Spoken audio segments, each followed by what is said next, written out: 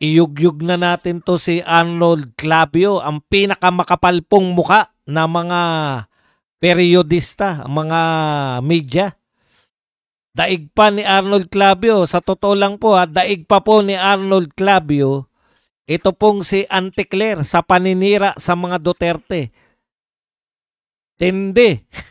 Basahin po natin. Sabi po ni Arnold Clavio, sino ba ang dapat pagkatiwalaan ng bayan at mamamayan? Yung nasa kapangyarihan o yung nais mang-agaw nito? Hindi. Sino po ba yung tinutukoy yung nais mang-agaw ng kapangyarihan?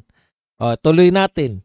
Bakit ba atat na atat ang kampo ng mga Duterte na makabalik sa Malacanang? Ano ba ang posibleng mangyari kapag napatalsik si BBM sa pwesto? Atat na atat daw po ang kampo ni Duterte. Igan, lapit mo ulo rito, mapalo ka. Atat na atat si BP Sara na maging presidente. Tumakbo nga siyang vice president Sabihin mo atat na atat. Kung tumakbo na presidente si BP Sara, hindi mananalo yung BBM mo. Ang problema, eto problema Si Anticler okay lang na ipagtanggol si BBM dahil siya po ay tauhan ng Malacanang. Tauhan po ng PCO. Natural po. Kaya ako sinasabi na mas masahol to kay Anticler, itong si Arnold Clavio. Kasi media kayo Supposedly, ang media, walang kinikilingan, walang pinoprotektahan. GMA7 yan. Ang media, ang GMA7, walang pinoprotektahan, walang kinikilingan, walang pinoprotektahan. Yan po ang byword ng GMA7.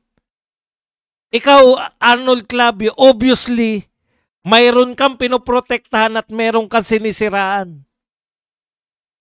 Kung kay Anticler, galit na galit yung mga tao, trabaho ni Anticler na ipagtanggol si BBM. Ikaw, Arnold Clavio, trabaho mo maging parehas. Ang media, ito mo, GMA7, makapal ang mukha nyo. Akala ko naman si Jessica Soho, talagang anti-corruption na. Diba? Noong nakarang araw, binati-bati ko pa. Pabasa-basa ko, yung pala. May pinopromote lang na pelikula si Jessica Soho. Kaya pala lumantad at naging anti-corruption. Dahil nagpo-promote ng KMJS, Gabi ng Lagim. Naisahan ako dun Kaya pala nag-aas ng anti-corruption si Jessica Soho na napakatagal na panahon ng may KMJS. Yung pala, nagpo-promote lang ng pelikula na Gabi ng Lagim. Anak ng tinapay, naisahan si Badong. Natuwa pa naman ako sa wakas, Ma'am Jessica Soho. Kaya nagtataka ako, number 1, na protector ni BBM at ni Martin Romualdez, si Arnold Clavio. Tapos yung pinaka-head niya, si Jessica Soho, anti-corruption. Bakit ka ako nariyan pa si Clavio? Yun naman pala, nagpo-promote lang ng pelikula.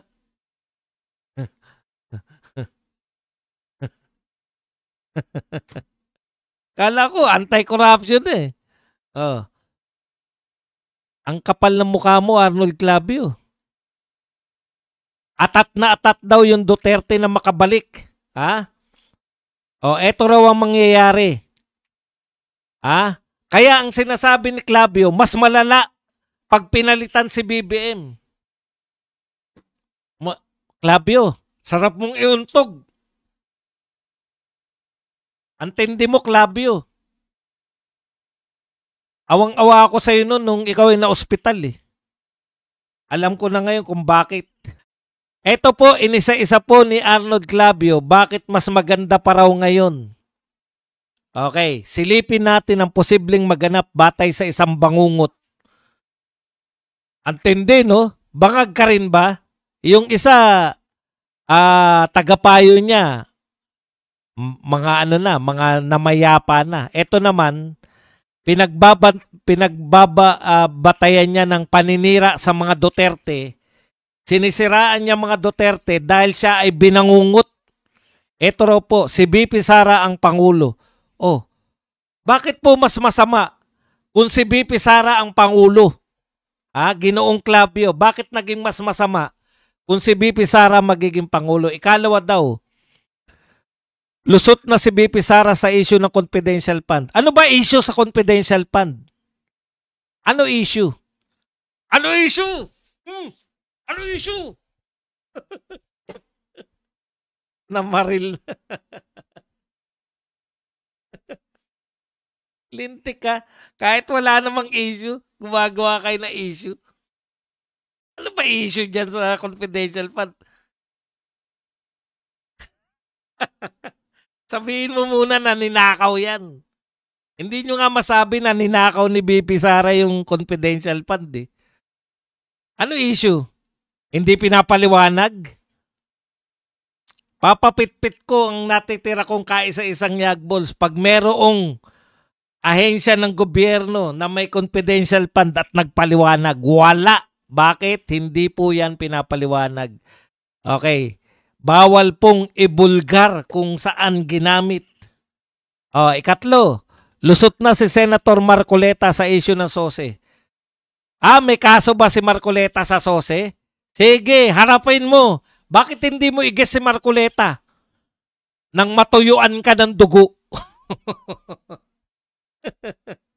Ika-4, lusot na si Chis Escudero. Hindi po namin kaano-ano si Chis Escudero, si Joel Villanueva, si Jingo Estrada. For your information, Clavio, wag nyo kami binabaliktad. Don't ask.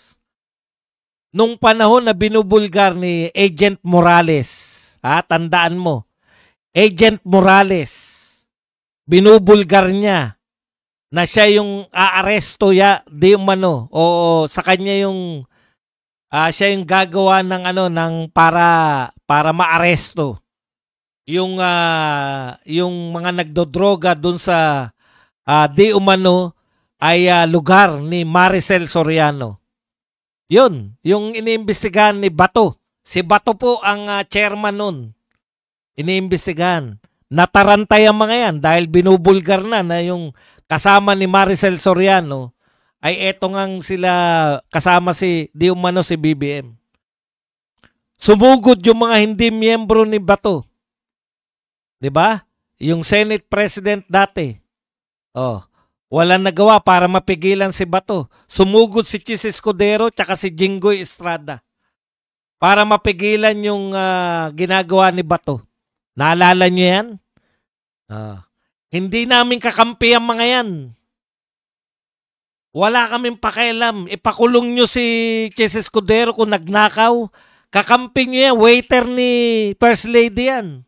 Hindi porkit hindi na kayo bati ng First Lady, Duterte na sila. Never naging Duterte yan. Si Jinggoy, hindi yan naging Duterte. At saka yan si Joel Villanueva, mga dilawan niya mga yan. Huwag nyo kaming paandaran. Clavio, huwag kayong manlinlang. Hindi Duterte ang Chis Escudero, Joel Villanueva at Jingoy Estrada nyo.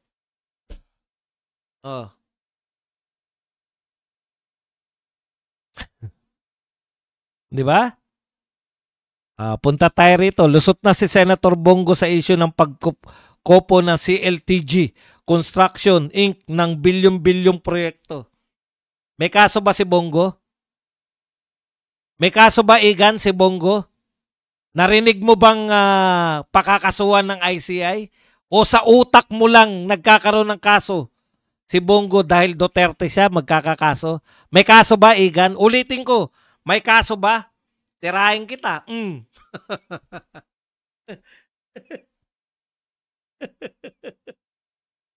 Kahit walang kaso, kunwari, lusot. Bakit lulusot? Wala namang kaso si Bongo. Bakit lulusot? Kita mo? Kasi nga bangungot niya raw to. Dito raw siya babangungutin. Ito pa. Uuwi si Harry Roque at pamumunuan ng PAGCOR or PCSO. Antindi mo talaga, Igan. Simple-simple, no? Talagang ano to? O baka ikaw ang gusto mong mamuno sa PAGCOR at PCSO. Galit na galit si Igan, no? Grabe. Galit na galit. Okay, susunod. Pipiliting makauwi rin si dating Pangulong Duterte. O, di mabuti. Di ba? Yan po ang pinakamaganda. Kailan pa naging masama na pauwiin mo ang mga Pilipino sa Pilipinas? Igan, masama ba ang pauwiin si Duterte? Oh. Alam mo, Igan, ikaw ang pinakamakapal ang muka sa lahat. Bakit mo minamasama na pauwiin ang isang Pilipino na pinakulong ng illegal sa ibang bansa? Sisingilin ka niyan. Pati mga anak-anak mo at apo-apo mo, sisingilin. Katulad ng paniningil ngayon sa mga kamag-anak ni Marcos Sr. Sisingilin ng buong lahi mo. Grabe yun. Isusumpa ka ng mga...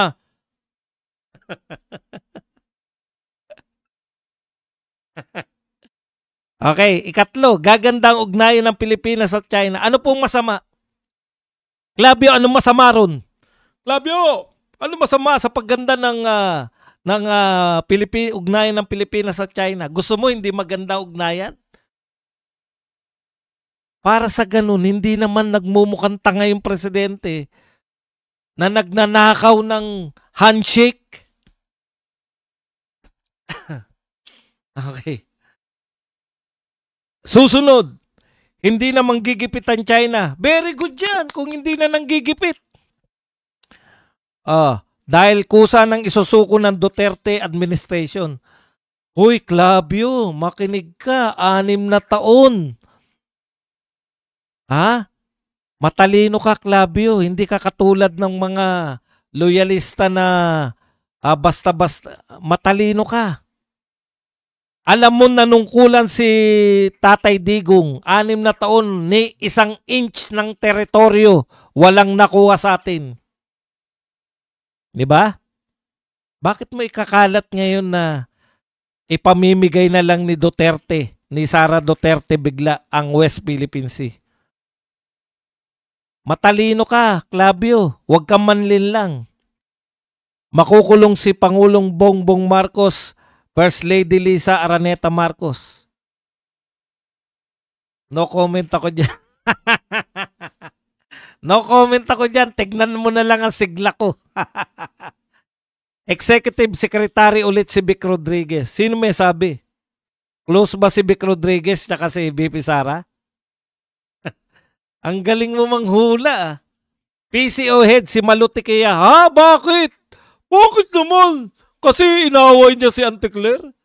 Masyado kayong focus kay Auntie Claire eh. Marami pong magagaling na tao na mga pro-Duterte. Si Tiquia po, hindi po siya Duterte. Kahit siya, hindi niya sasabihin na Duterte siya. Huwag kang mangialam sa amin. Huwag mangialam ang mga walang alam. Presidential Legal Advisor si Torion o si Guanzon. Si Torion pwede, si Guanzon, dilawan siya. Hindi mo ba naririnig yung mga pronouncement ni Guanzon? Dilawan ako. Oh. Hindi ka pala marunong. Presidential spokesperson si Maharlika. Talaga? Talaga? Clavio? Talaga? Spokesperson si Maharlika? Talaga? Talaga? Attorney ba si Maharlika? Talaga, Clavio? Talaga? Kahit po yung mga makamaharlika, alam nila na dapat attorney yung spokesperson. Si BBM nga, attorney pa spokesperson eh. Talaga, Clavio? Ang lakas mo! Tigil-tigil din ang kung ano man yung sinisinghot mo. Ang daming attorney. Ang gagawin mo yung spokesperson, hindi attorney? Talaga?